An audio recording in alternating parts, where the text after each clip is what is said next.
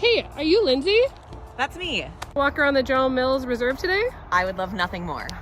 My name is Lindsay. I am a podcast host and producer. I am in this very, very wonderful space right now where how I support myself and what I love are the exact same thing. Yes. And it took a really long time to get here, and I'm just kind of enjoying it. Yeah. The podcast I produce is about ADHD, so it's called Refocused. And we started in May of 2022. It was inspired by my own later in life ADHD diagnosis, which just explained so much. Been working in journalism forever. And at the time I was working at Minnesota Public Radio. And I connected with this telemedicine mental health care company that focuses specifically on ADHD. It's called ADHD Online. They're based in Grand Rapids, Michigan. And they were looking to build more resources for their patients. I've always wanted a podcast about ADHD. You know, I come to this as a journalist first. I've worked in radio forever. And it just came from there, honestly. Attention deficit hyperactivity disorder, I think the biggest misconception is that there's a lack of attention, which for most of us is not the case. There's 3 different types. So there's hyperactive, inattentive, and then a combined type. I'm a combined type. Most women fall into either the combined type or the inattentive type. And most women don't get diagnosed until later in life. And that's one of the main goals of the podcast, is to increase awareness about what we're missing. And I think we have this outdated idea of like this little boy, typically a little white boy, in a classroom who can't sit still and gets sent into the hallways. And that was my experience. That's what I thought of ADHD.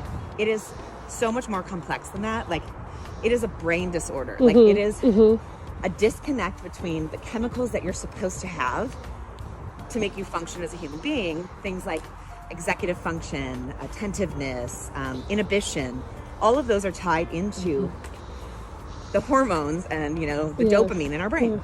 To go back, it's so much more complex, and it shows up in a lot of ways for people that actually are comorbidities. So depression, anxiety, OCD, and there's a lot of misdiagnosis happening. I had been treated for anxiety and depression for my entire adult life, and I just kind of kept waiting for the treatment plan to start working. And then the second I was diagnosed with ADHD and we started treating it the way we were supposed to, like, everything fell into place. Executive functioning, like, the easy way to describe it is adulting. It's like knowing what you're supposed to do. Time management is a big part of it. Ordering things in the order of importance. A lot of people fall into body doubling when it comes to executive functioning. And so the reason why so many people were diagnosed in the pandemic is they were sent home. And their body double, like if Jenna, if you and I worked together, you'd be my body double. I'd be following you at work. I would know what I needed to do by watching your schedule because I couldn't create my own for myself. I just know I can't trust my brain. And it's not that there's something wrong with my brain. It's that there's so much going on in it at any given time that I will completely forget about it. Setting little goals ahead of you, it's not trying to overcomplicate the process. I think one thing is, like, we all think like what works for you, Jenna, is going to work for me. And like we try to overcomplicate things. Like, even just like paper planners. Some people are like, oh, I have to do the bullet journal because that's like the new craze.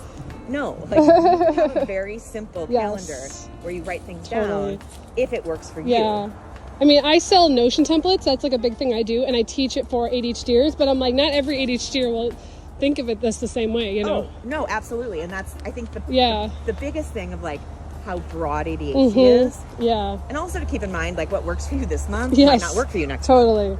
You know, it's so interesting that we're doing this right now. So I actually, like, my whole world kind of got blown up in March. I was diagnosed with this really rare autoimmune muscle disease.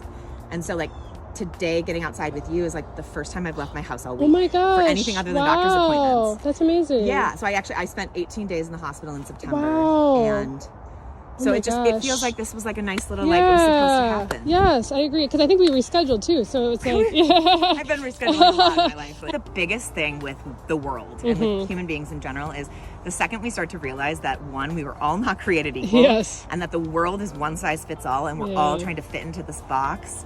And it doesn't matter if it's you have ADHD, if you're neurotypical, if you have a different mental health disorder. It's exhausting trying to make things work for you that aren't meant to work for you. And Lindsay Guentzel, last name's not so easy to spell, but it's Guentzel. The podcast is Refocused, and we're on social at Refocused Pod. And if you just search in podcast for ADHD, you'll see us come up. Awesome. Thank you so much. for watching Trails and Tales, where we interview interesting Minnesotans and explore amazing parts of our state. For more on Twin Cities Collective, head to our Facebook group or our website, twincitiescollective.com. Come to some of our events and join our community. Follow us on TikTok for more, as well as check out our new series coming soon, Chats and Chai, for the upcoming fall season. Cannot wait for more episodes. Hope to see you soon.